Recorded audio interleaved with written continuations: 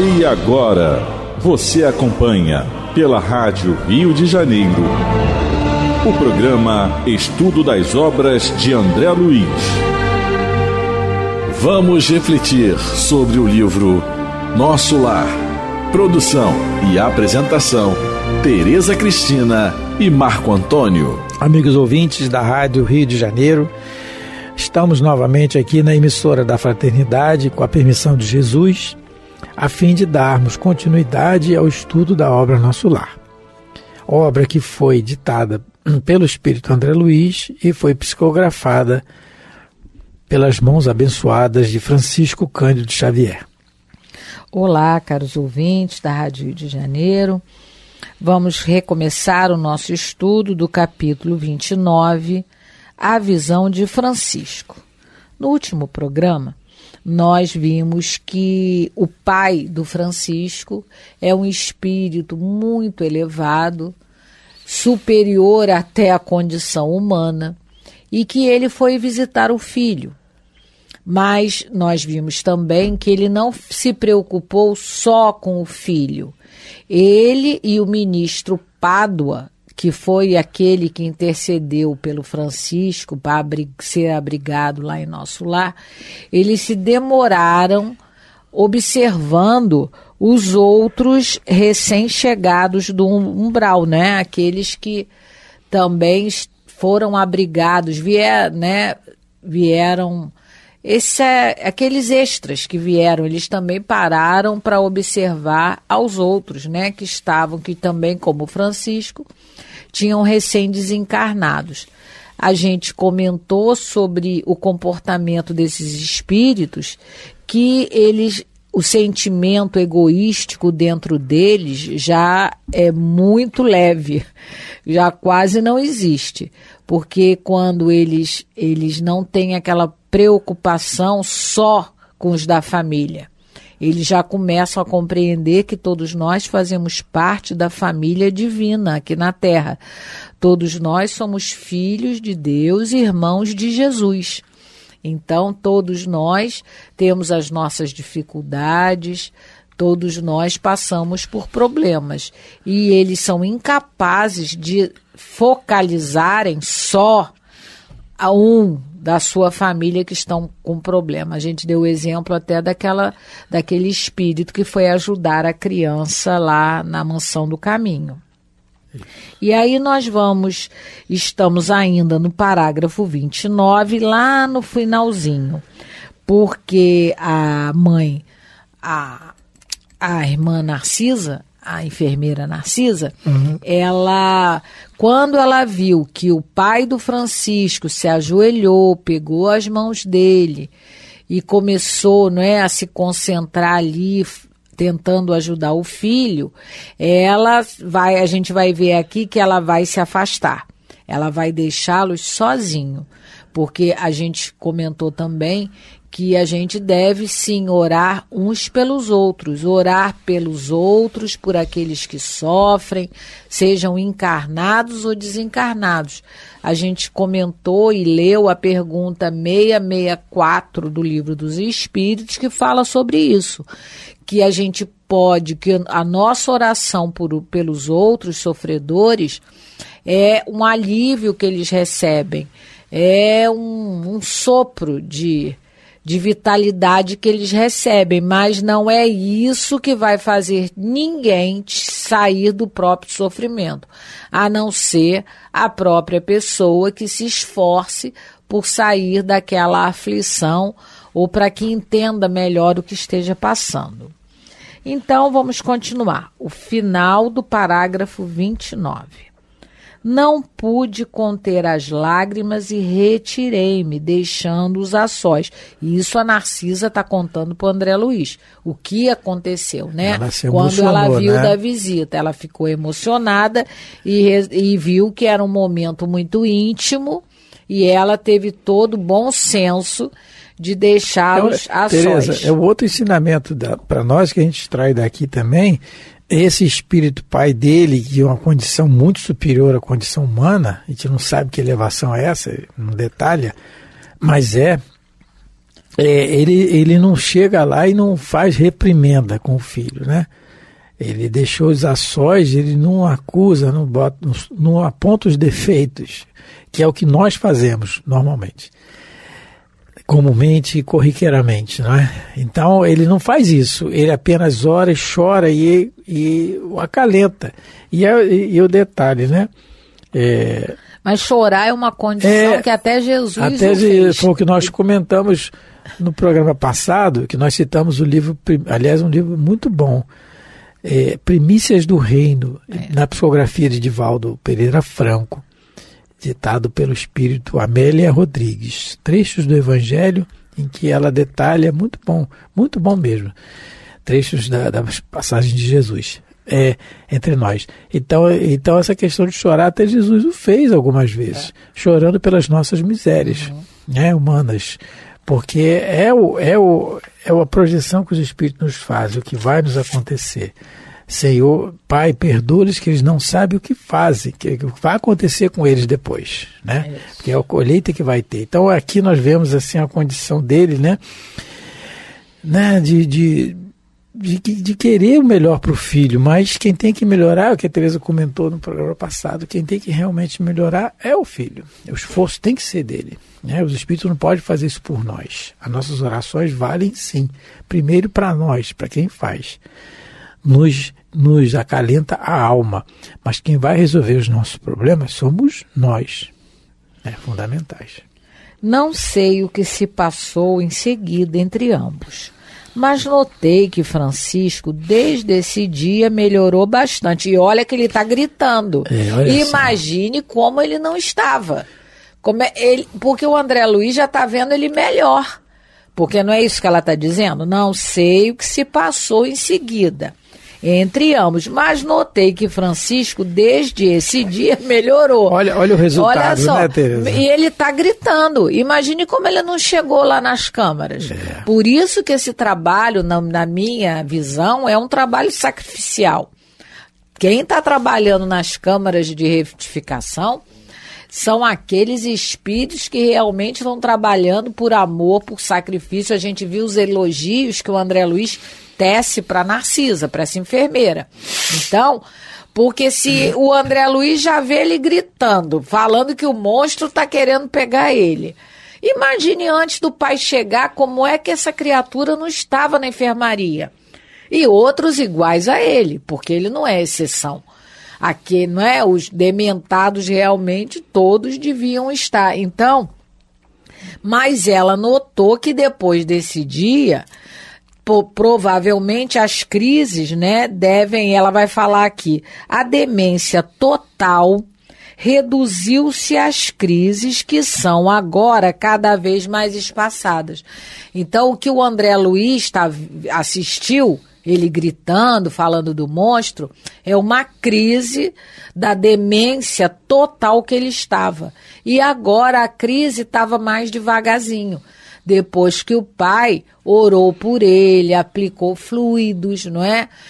Pediu, com certeza, na oração, a intercessão de Jesus e dos espíritos superiores. Vamos fazer uma análise mais abrangente. Filho dele, pai, conviveram juntos aqui encarnados. O filho tinha esse comportamento que ele relata, que a Narcisa relata para nós aqui. E o pai, com certeza, sempre foi um pai, pela condição superior que sempre o aconselhou a fazer o contrário. E ele, teimoso, não. Isso acontece com todos nós, quase todos nós nas nossas famílias. E aí o pai, ele disse que não, teimoso o pai, e conselhando ele não. Desencarnou todo mundo, porque todo mundo vai desencarnar, não podemos esquecer disso. E aí desencarnou nas condições, as condições de colheita que ele plantou, o Francisco. E o pai o continuou amando em condições superiores, tem o trabalho dele nas colônias superiores, que é intenso, claro, muito mais do que a gente imagina, mas veio visitar o filho. Mas já veio 2 vezes, por 2 vezes, que ela fala aqui, veio 2 vezes. Por 2 vezes que ele veio, o comportamento do filho já começou a melhorar. Mas aí é que a gente tem que frisar esse detalhe. Ele não veio acusar, ele não veio caluniar, não, desculpa. Ele não veio acusar, apontar o erro. Ele veio apenas prestar ajuda, socorro. Não é muitas vezes, às vezes, a gente não viu o detalhe aqui das visitas, não conta, mas pode ser que o filho tenha blasfemado contra ele, provavelmente. Pode ser que o filho revoltado, mas ele continua orando. Ela só falou um detalhe de uma situação da visita, que ele se ajoelha e chora por compaixão pelo filho, mas orando, não é? Então, muitas vezes é a necessidade, é isso que nós temos que aprender, é muito difícil para nós ainda. Eu estou lembrando deles de um trecho lá do Chico, que a moça foi pedir um passe ao Chico, e aí no final, procurando o Chico durante todo o dia. No final do dia, foi no trabalho, o patrão disse que o Chico não estava, mas o Chico estava com muito trabalho, ele disse para ela. E ela foi para casa, que o Chico já estava na hora do almoço. Chegou em casa, o Chico já tinha voltado. Ela voltou, quer dizer, nesse vai e volta, só encontrou o Chico à noite no centro. E chegou lá, simplesmente foi e já deu um tapa na cara do Chico. É até engraçado de ver, né? Meu Deus do céu. Me dê um passe agora, eu estou procurando o senhor o dia inteiro. E deu um tapa nele, feriu um tapa na face dele. E ele caiu para o lado, o pessoal já querendo, né, segurar a mulher e tal. E ele, não, vamos lá com calma. Ele foi e aplicou o passe. O Emmanuel dizendo para ele, meu filho, aplique o passe. Mas meu irmão, o que está acontecendo? Eu não fiz nada, mais ou menos diálogo assim. O senhor não acha que eu não tenho razão de estar assim? Meu filho, você tem razão, mas ela tem a necessidade. Então, muitas vezes a gente tem que trocar a nossa razão pela necessidade do outro, que é o que o pai está fazendo muito aqui, né? Você fez isso, está colhendo isso, porque você fez isso, se comportando é assim. Não fez isso, ele orou, simplesmente orou e o resultado está aí. Mas vai chegar um momento, quando o Francisco se equilibrar, vai ter que haver a conversa. Porque a gente viu isso com o André Luiz. O André Luiz, depois que ele saiu na enfermaria, né, quando ele já estava melhor, o Henrique de Luna chegou para ele e falou, você fez isso, o problema é como se fala. Esse é o problema. Porque agora, realmente, não ia ter utilidade o pai falar nada, porque ele não tem condição de ouvir. Mas quando o Francisco melhorar, ele com certeza, alguém, talvez não seja nem o pai, pode ser o médico da colônia, como foi o André Luiz. Quem falou as verdades para o André Luiz não foi a mãe dele, não foi o Clarencio, mas foi o médico. Então, quando o Francisco, não é? Porque é preciso que a gente saiba onde errou para poder ver se conserta. Porque agora, realmente, não tem condição de... Quando a pessoa está no desequilíbrio, não tem como você conversar, estabelecer uma conversa, mesmo que seja com calma. Primeiro tem que passar o desequilíbrio, primeiro tem que passar o desespero que a pessoa está, mas tem que se conversar sim. Porque o Henrique de Luna conversou com o André Luiz. O Francisco, quando ele passar dessa situação, é que a gente não tem equilíbrio. A gente já quer falar na hora que a pessoa está desesperada, na hora da briga, a gente quer argumentar, quer colocar a nossa razão, o porquê, mas não vai adiantar, porque a pessoa não está em condição ainda de escutar o que aconteceu, as causas da aflição dela. Vai chegar um momento em que alguém vai chegar para o Francisco e vai falar, como falaram para o André Luiz, e que com certeza vão falar para a gente também. Quando a gente desencarnar, porque a gente tem que lembrar que toda a obra de André Luiz, ela foi trazida à Terra para que são recados para nós, para que a gente, aqui enquanto encarnados, mudemos o nosso comportamento, para aliviar um pouco a nossa entrada no mundo espiritual. Então, quando a gente chegar lá também, depois que a gente passar aquele período de perturbação da desencarnação, quando a gente estiver mais equilibrado, a gente vai ser chamado à conversa, como o André Luiz foi. Olha, fulano, você teve esse comportamento, fulana, você teve esse comportamento assim, isso é a causa disso, daquilo. A gente vai precisar ser, não que a gente não saiba, a gente sabe, mas a gente camufla pra gente mesmo, com certeza. Então, mas alguém vai lembrar isso pra gente. Então, vamos continuar aqui. no parágrafo 30. Como tudo isso me comove, exclamei sob forte impressão. Entretanto, como pode a imagem do cadáver persegui-lo? Porque se a gente lembrar, o André Luiz falou, mas eu não estou vendo ninguém aqui, por que ele está gritando monstro, monstro? Então agora o André Luiz quer saber por que está acontecendo esse tipo de fenômeno com o Francisco. Por que ele está vendo a imagem do próprio cadáver? E aí, a Narcisa, no parágrafo 31, vai explicar para o André Luiz o que está acontecendo, não é? O porquê que ele está vendo o tempo todo o cadáver dele, essa imagem o persegue. E aí ela vai começar, parágrafo 31. A visão de Francisco esclareceu a velhinha, atenciosa. É o pesadelo de muitos espíritos depois da morte carnal. Apegam-se demasiadamente ao corpo. Aqui tem uma palavra, ela vai dizer como é que o processo funciona, como é que a gente acaba se fixando numa ideia, como é que a nossa matéria mental funciona. Ela vai explicar aqui que algumas pessoas como ele, apegam-se demasiadamente ao corpo. Então a palavra aqui é demasiadamente. Tudo em excesso, até a água na nossa vida, prejudica. Eu estava lendo porque eu achava que a água não prejudicava. Mas se você beber muita água, você acaba eliminando também alguns minerais, algumas proteínas pela urina. Então você não é salutar você beber água demasiadamente. Eles têm até um cálculo, de acordo com o peso corporal da pessoa, quantos copos d'água ela deve beber por dia. Mas se ela ultrapassar isso demasiadamente, isso é um desequilíbrio, vai fazer mal. Então, ela está dizendo que apego é natural, né? Todos nós somos apegados ao nosso corpo, é um instinto de conservação que Deus nos deu. A gente precisa cuidar do corpo. Agora, aquelas pessoas que só vivem para o corpo... É a palavra exclusivamente. Né? Aqui ela usa demasiadamente. Aquela pessoa que demasiadamente se apega ao corpo, ela está em desequilíbrio. Ela pode sofrer isso que o Francisco está sofrendo.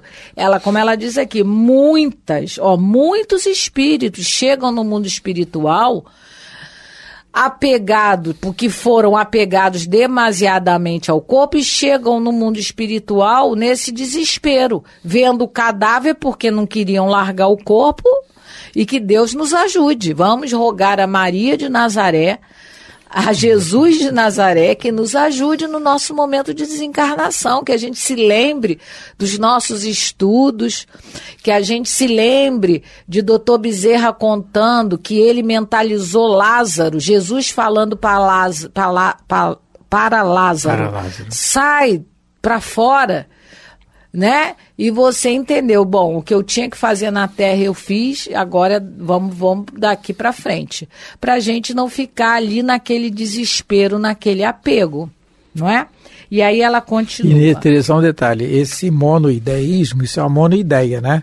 A gente, porque ela diz aqui, não enxergavam outra coisa, né? E ela falou anteriormente que viveu exclusivamente para ele. Tá, ele fala no início, o pobrezinho era excessivamente apegado e viveu exclusivamente para ele. Então isso é uma monoideia. Eu só penso nisso, é isso. Não interessa se eu estou fazendo certo ou errado, é isso, é a monoideia, independente de qualquer outra opinião. E a monoideia, quando atinge a questão do lado errado da vida, né, o monoideísmo, os espíritos nos dizem, muitas vezes, que habitualmente, depois de desencarnar, que não foi o caso do Francisco, mas pode ser quando gera uma monoideia por comportamento assim excessivo de raiva, de ódio, de perseguição a alguém, a gente pode virar um ovoide, sem forma. No livro A Evolução dos Mundos, no capítulo, deixa eu ver qual capítulo aqui, peraí. No capítulo 12, alma e desencarnação, ele fala do monoideísmo, é muito interessante, que é capítulo 12 do livro Evolução e dos Mundos, alma e desencarnação. Ele fala no item 4 desse capítulo, monoideísmo e reencarnação. Então, essa questão do desequilíbrio, isso tudo, nós que temos informações, nós temos que lutar contra isso, muitas vezes. Então, a falta do equilíbrio é muito grande em nossas vidas. E parte do princípio de que nós temos que ter a fé, a crença em Deus raciocinada, pensada, não é? Por que eu tenho que fazer isso? Por que eu tenho que fazer aquilo? O que vai me acontecer? O que estou fazendo aqui? Isso tudo parte do princípio desses raciocínios. Por isso que o Espiritismo, o Livro dos Espíritos, no início, Allan Kardec coloca filosofia espiritualista. Filosofia quer dizer amigo da sabedoria. Eu até anotei aqui que eu pesquisei. Amigo da sabedoria, né? Apresenta uma das faces da doutrina espiritualista, o Livro dos Espíritos. O livro dos Espíritos trata de nós. Então trata exclusivamente de nós, do nosso futuro, do nosso progresso enquanto espírito eterno. Então isso aqui do Catecismo Francisco é uma monoideia, por isso ele está se prejudicando tanto assim. E ela diz que é um par e passo, olha como é que ela coloca. Apegam-se demasiadamente ao corpo, primeiro, não enxergam outra coisa, segundo passo, não vive senão dele para ele, terceiro, votando-lhe verdadeiro culto, passa a adorar o corpo, no caso, né? Aqui a ideia central do Francisco era o corpo. E vindo o sopro renovador, não o abandona. Que é a desencarnação, porque o sopro renovador aqui é a desencarnação. Não aí abandona. Não sai, não larga, não. Gente, é meu tesouro. Um detalhe, podem ser pessoas boas, sim. Podem não ser pessoas más. Não sei o caso aqui do Francisco, ela não conta o comportamento dele perante a vida, assim, de modo geral, não é? Mas pode ser pessoas boas e tal, mas tem esse desequilíbrio. Porque o que nós temos que fazer, é isso que, né, Buda fala, né?